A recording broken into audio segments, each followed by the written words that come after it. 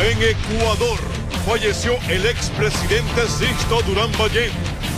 Enfrentó la guerra no declarada del CENEPA en esa época.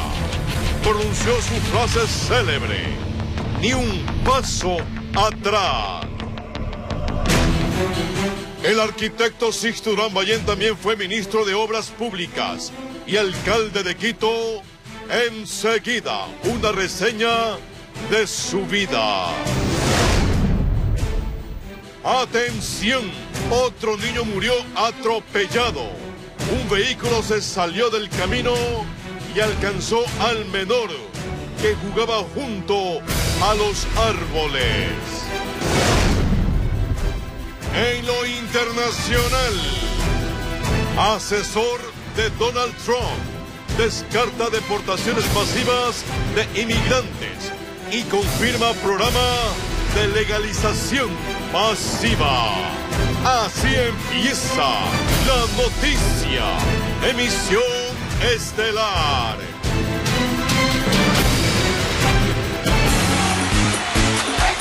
La Tri goleó a la Vinotinto en Quito. La selección está cada vez más cerca del Mundial de Rusia 2018. Ecuador. Y no hemos retrocedido ni un paso hacia atrás.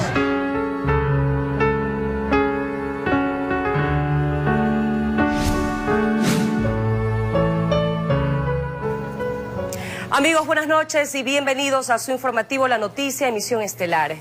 El expresidente Sixto Durán Ballén falleció en Quito a los 95 años de edad. El exmandatario dejó de existir rodeado de sus 3 hijas y de su esposa. El también exalcalde de la capital gobernó el país entre 1992 y 1996. Isabel Durán Ballén, una de las hijas del expresidente, confirmó a un diario local que el deceso ocurrió aproximadamente a las 17:30. Adujo que su padre se encontraba en casa durmiendo tranquilamente cuando falleció.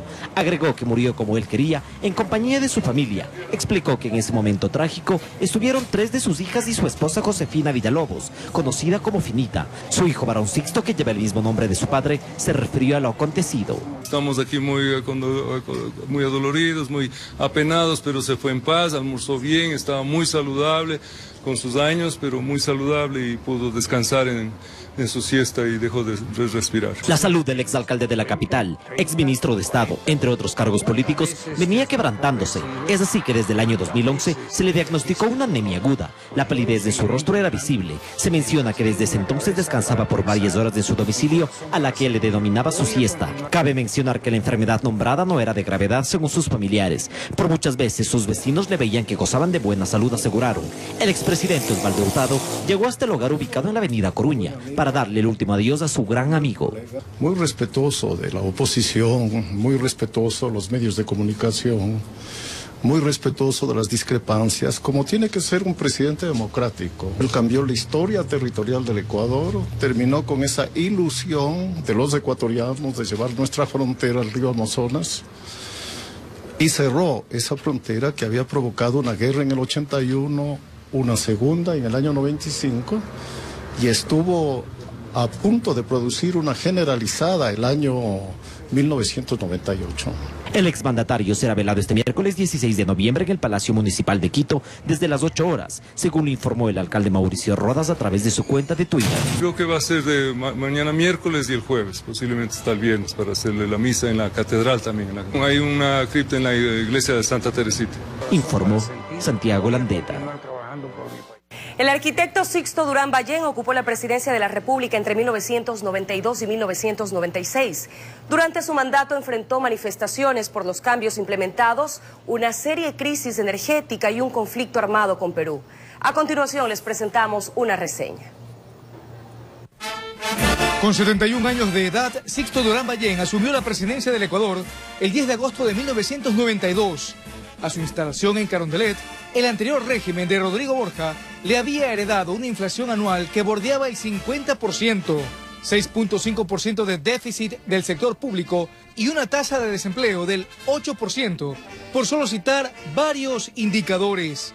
Introdujo un modelo de modernización que impulsaba el modelo de privatización al que además se pretendía sumar a varias empresas del Estado e incluso el IES.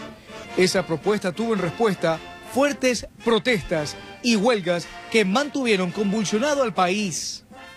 No terminaba de posesionarse en el cargo y ya a fines de noviembre del 92 decretó el adelanto de 1 hora en las jornadas laboral y educativa debido al estiaje sufrido en aquella época y posterior crisis energética. En agosto del 94, Sixto Durán Ballén convocó a una consulta popular para reformar la Constitución y en octubre subió el precio de los combustibles. Entre enero y febrero de 1995, el Ecuador libró un conflicto bélico con Perú tras una incursión militar del vecino país en una zona no delimitada en el Alto Cenepa. La célebre frase "ni un paso atrás" se convirtió en el eslogan de guerra que persiste hasta la actualidad. No vamos a retroceder, ni un paso atrás. Para el mes de octubre, el escándalo por el manejo de los gastos reservados provocó la renuncia y huida a Costa Rica del entonces vicepresidente Alberto Dajic, situación que resquebrajó la popularidad de Durán Ballén, que comenzaba a reconquistar tras la guerra. El arquitecto culminó su mandato en agosto de 1996, pero su carrera política incluye además el programa de reconstrucción tras el terremoto de Ambato en 1949.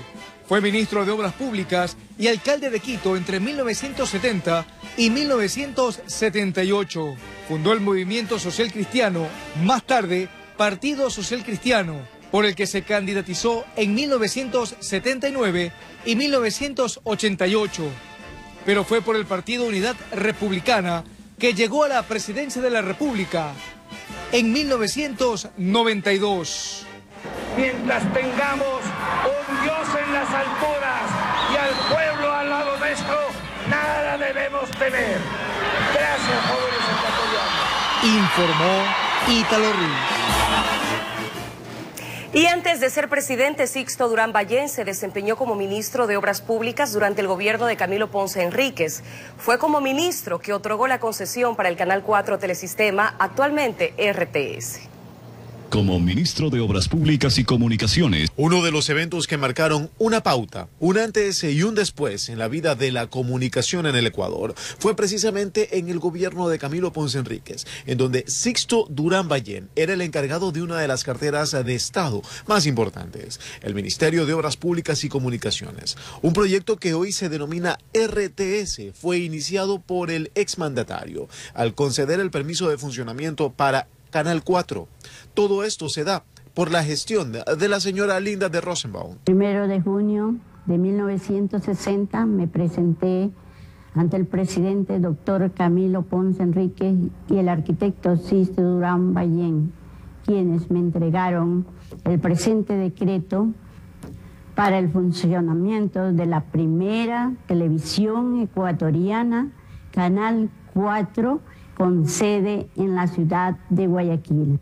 Creo que dentro del proceso, la autorización esta, que fue la primera, creo que fue además la única. Durán Ballén aseguró en una entrevista que para ese entonces solo existían concesiones para radio. El cambio a lo audiovisual generó algunas modificaciones y que se tuvo que ajustar leyes ante la evolución de la comunicación. Una de las dificultades que recuerdo, si se quiere anecdótico, de que encontramos que dentro de las leyes estaban previstas la transmisión en el aspecto audio, pero no en el aspecto visual, y era un poco nuevo, y hubo que adaptar los reglamentos y las leyes.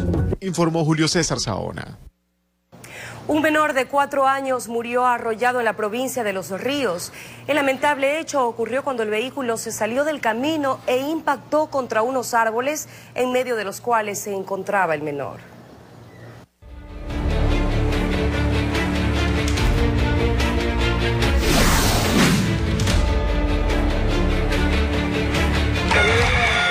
Estaba jugando ahí, de ahí el carro se lo lleva.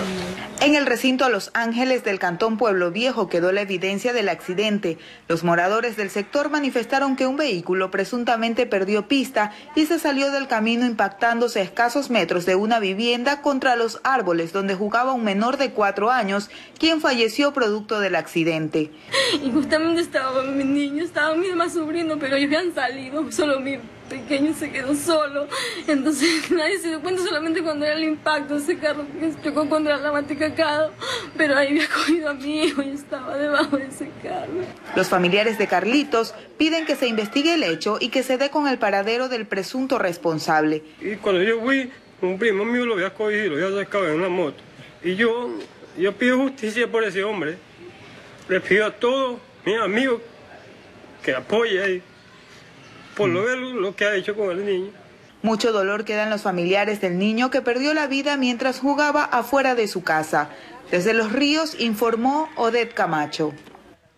La menor que fue atropellada en el norte de Guayaquil recibe velación. Sus familiares ya pusieron la respectiva denuncia y piden justicia. Nosotros íbamos a dejar solamente un loza, una fábrica, pero ya veníamos a la casa, Mi hija no quería caminar y vino mi hermano y me la cogió. Y después el carro vino, me la atropelló a mi bebé. Aún no pueden creer lo que pasó la noche de este lunes. La madre de la menor llora desconsoladamente la muerte de su hija. Tenía 2 años, 8 meses y su nombre era Catania. La menor falleció luego de que la impactara un furgón en la cooperativa 22 de febrero al norte de Guayaquil. Él se le soltó de la mano porque ese carro se la llevó a mi chiquita y pegó contra la pared. Testigos del hecho aseguran que todo ocurrió aquí, cuando el furgón se desplazó por este lado de la calle e impacta contra ese poste de alumbrado público, acabando instantáneamente con la vida de la menor. Su padre de crianza, Eduardo Tumbaco, comenta cómo recuerda a la pequeña Catania. Era ella, encantadora, dulce, bella y hermosa, como una niña que realmente todo el mundo quiere tener.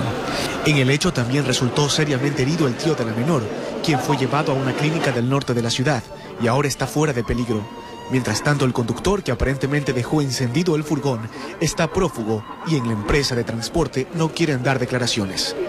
Mi imagen, que el señor ha dejado el carro prendido y entonces no sé si se olvidó del freno de mano, no lo puso bien, como era una pendiente peligrosa, el carro se dio hasta que cogió velocidad y pasó la desgracia. La investigación ya está puesta en la fiscalía. Ahora esperan a que se haga justicia.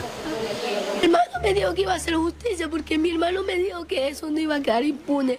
Ese señor se huyó, pero mi hermano dijo que lo iba a atrapar, me lo iba a atrapar porque iba a hacer justicia mi chiquita.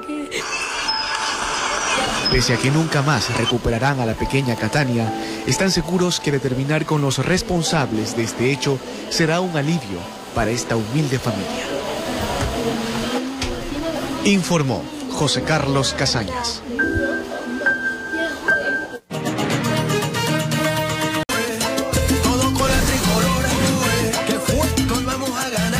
Gracias por permanecer en nuestra sintonía.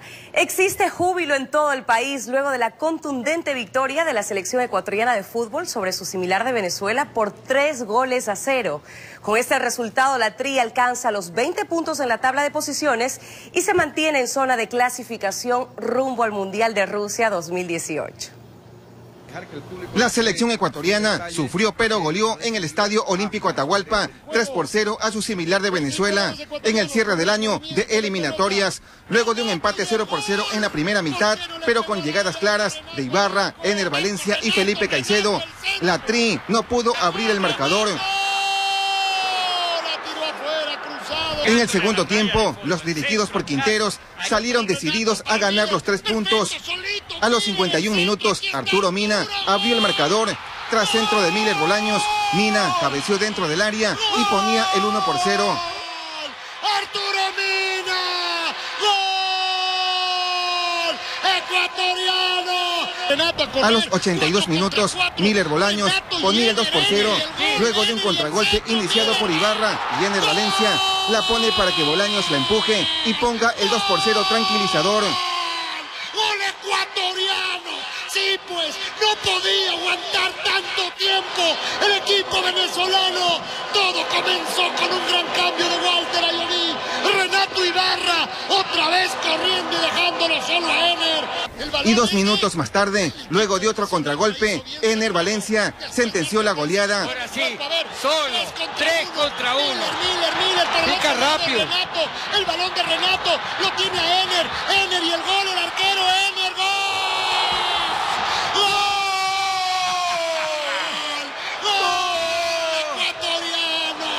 Con esta victoria, Ecuador llega a 20 puntos y está en zona de clasificación, camino a Rusia 2018. Informó José Borbor. Más de 90 minutos de emoción es lo que vivió el Ecuador durante el partido frente a Venezuela por las eliminatorias rumbo a Rusia 2018. Los hinchas se reunieron en distintos puntos de Guayaquil y el país para alentar a la Tri.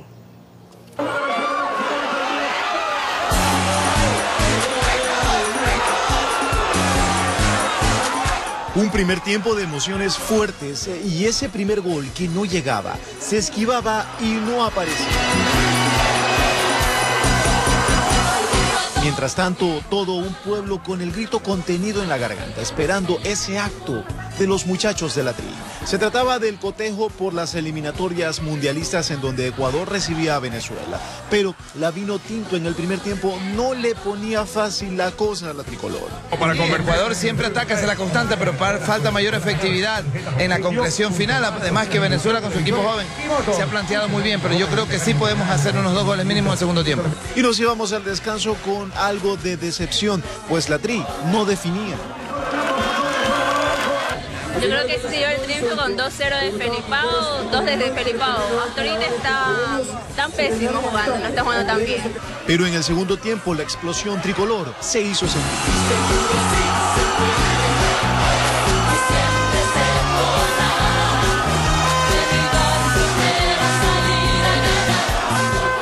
Habían 2 tantos más que la tricolor tenía preparado para este cotejo.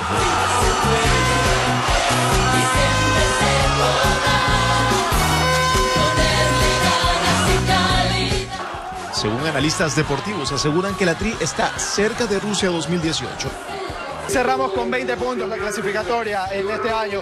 Promedio se necesitan 25 o 26 puntos. Hay que ver igual cómo se maneja, porque esta eliminatoria, por la cantidad de equipos y cómo se han manejado los resultados, puede ser un poco más cara, puede necesitarse una mayor cantidad de puntos. Eso ya lo veremos cómo va avanzando las fechas. Y que en marzo vendrán los otros encuentros. Ya se tienen expectativas al respecto. El siguiente partido es contra Paraguay en condición de visitante, un partido complicado, pero creo yo que Paraguay no viene en buen momento. Informó Julio César Saona. Cambiamos de tema. El presidente de la República, Rafael Correa, mediante Twitter se refirió a la reunión que mantuvo con el buró político de su partido para la conformación de las listas de candidatos. Correa reconoció la complejidad del tema. La reunión del Buró Político de Alianza País fue maratónica, duró cerca de 14 horas y al final el secretario jurídico de la presidencia, Alexis Mera, confirmaba que el binomio presidencial Moreno-Glass estaba más firme que nunca, que todos los rumores sobre un reemplazo del candidato a vicepresidente eran solo eso, rumores. Todo lo que han escuchado en redes sociales es mentira. No crean. La serie de rumores lo que quieren es desestabilizar al gobierno y a la campaña, así que todo lo que han leído es mentira. Toda esa historieta de que vamos a cambiar decisiones es falso. Reconocía que el trabajo se centraba más bien en la lista de candidaturas a la Asamblea. Lo que pasa es que estamos revisando candidaturas provinciales. Doctor, ¿por asambleístas nacionales? Eso se anunciará pues al país en esta semana. Y así lo ratificaba el presidente Rafael Correa la mañana de este martes a través de sus redes sociales. El presidente escribió: desbordados de trabajo por candidaturas, es algo que no extrañaré. Ustedes encuentran las mayores noblezas, donde la revolución me necesite, presidente, pero también las mayores vanidades. Si no voy primero, no voy. No sirvo para estas cosas. En este sentido, detesto la política, sentenció el primer mandatario. Se espera que durante este martes la reunión del Buró Político continúe y se concrete la lista final de asambleístas nacionales y provinciales del partido de gobierno, sin descartar que se realicen modificaciones a la lista que ya había circulado. El partido de gobierno espera poder inscribir las candidaturas, posiblemente este día miércoles. Informó Javier Gallo. El ambiente político previo a las elecciones de febrero del 2017 empieza a ganar fuerza. Varios ministros de Estado han presentado su renuncia para conformar la lista de candidatos de Alianza País para asambleístas.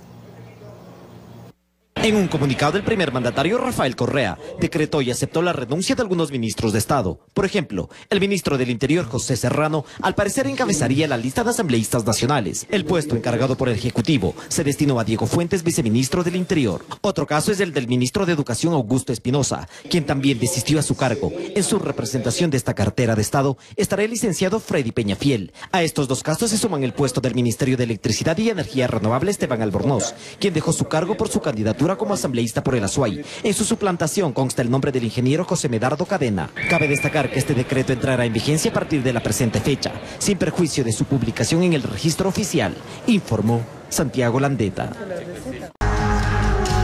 De regreso con un hecho lamentable, 2 muertos y varios heridos dejó un accidente de tránsito en la ciudad de Esmeraldas. Uno de los vehículos implicados se prendió en llamas.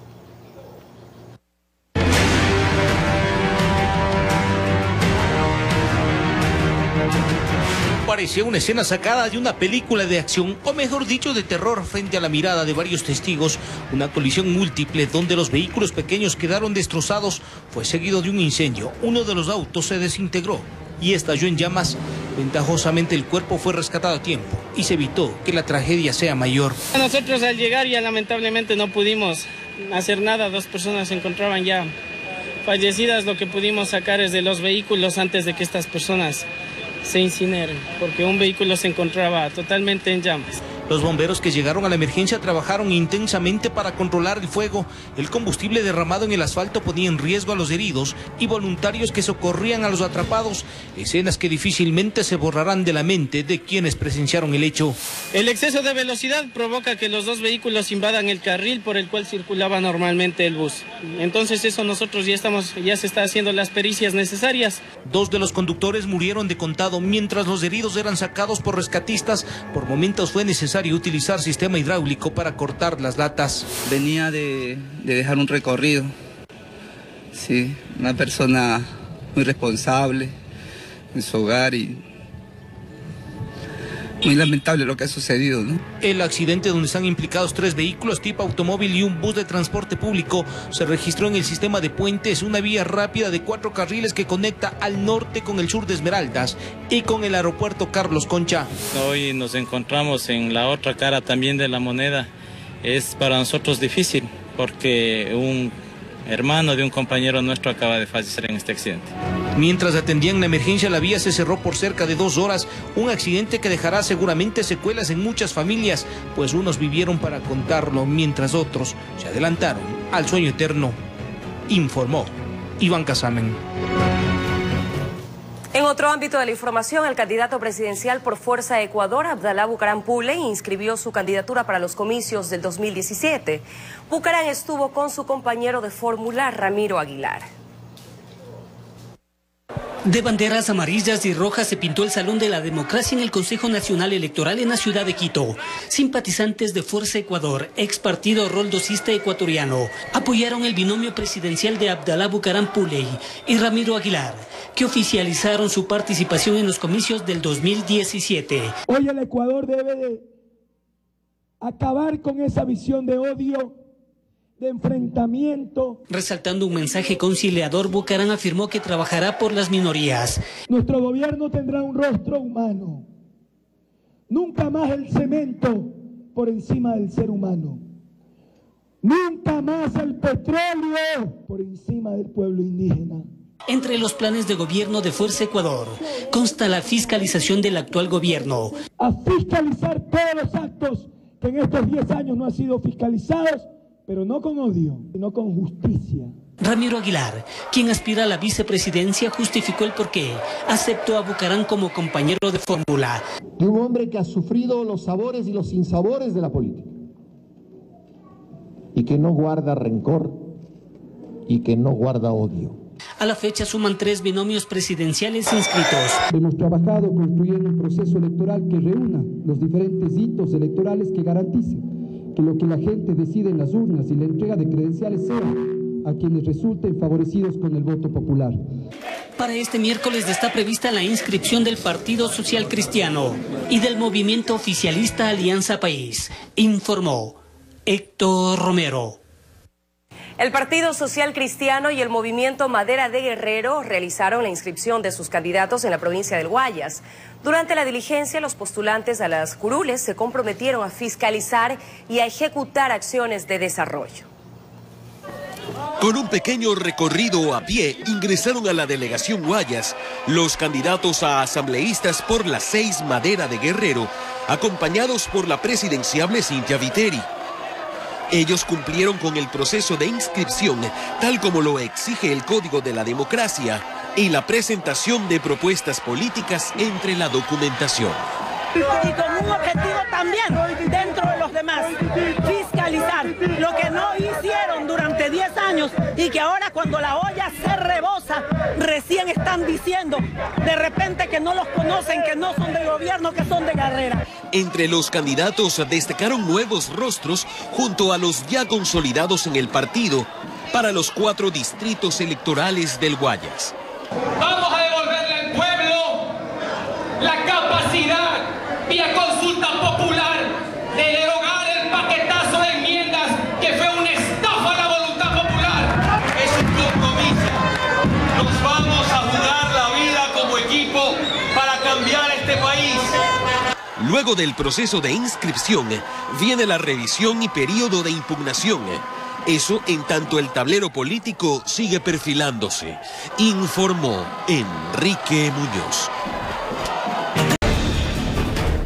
De regreso con más noticias. Un asesor de Donald Trump descarta deportaciones masivas de inmigrantes. Luis Quiñones, asesor en temas hispanos, incluso aseguró que preparan un programa de legalizaciones que beneficiará a muchas personas. Enseguida un informe de La Voz de América, afiliado a la red de noticias Albavisión.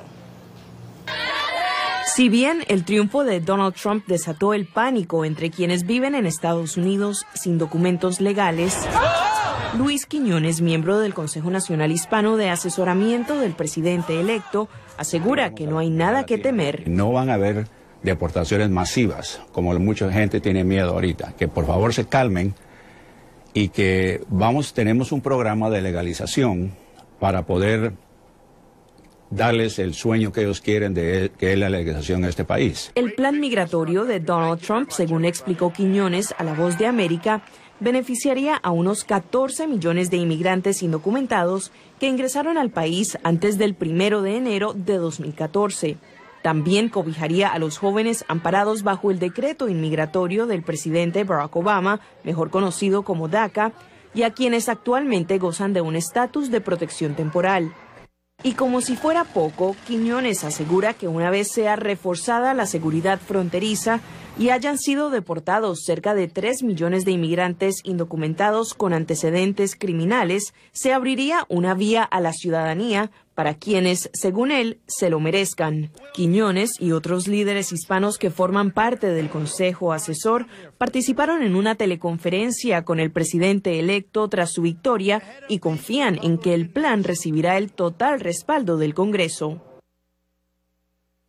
Jefes de Estado y ministros de más de 180 países participaron en Marrakech de la 22ª Conferencia de la ONU sobre el Clima. En la cita existe preocupación ante la posible salida de Estados Unidos durante la presidencia de Donald Trump. Sin embargo, el secretario general de la ONU, Ban Ki-moon, se declaró optimista y aseguró que Trump entenderá la urgencia del cambio climático. Joven que pidió ser encadenado para no consumir recibió ayuda. Los detalles en la noticia de las 6:55 de la mañana. Así finalizamos. Recuerde que puede vernos desde cualquier parte del mundo a través del sitio web www.rts.com.es. RTS está más cerca de ti. Gracias por acompañarnos. Lo que sigue, el mejor programa deportivo del país, Copa. Buenas noches. Que descansen.